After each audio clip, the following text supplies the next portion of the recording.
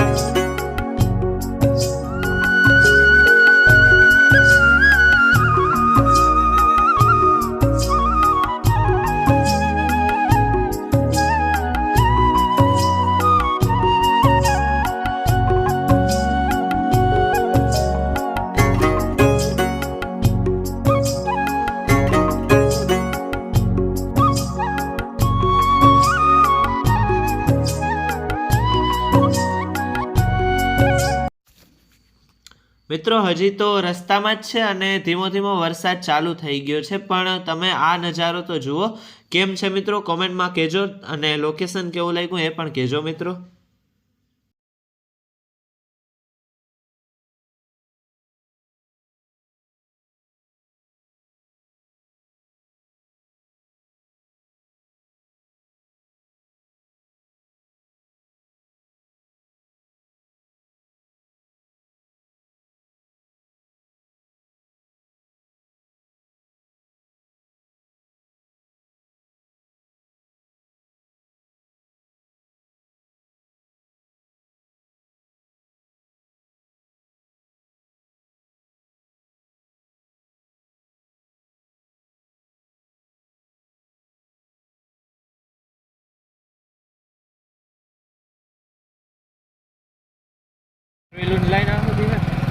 મિત્રો આપણે કુંબલી પૂગવા આવ્યા છે, અને અહીં ટ્રાફિક જુઓ મિત્રો, વાહનોની લાઈનો લાગી છે. હજી તો ચોમાસાની શરૂઆત છે, અને શ્રાવણ મહિનામાં તો અહીં કેટલી ટ્રાફિક હશે વિચારો તમે મિત્રો. તો તમે પણ આવો છો ને આ ચોમાસામાં? જરૂર કહેજો. બરડા ડુંગરની સફર પર આવો છો કે નહીં એ કોમેન્ટમાં કહેજો મિત્રો.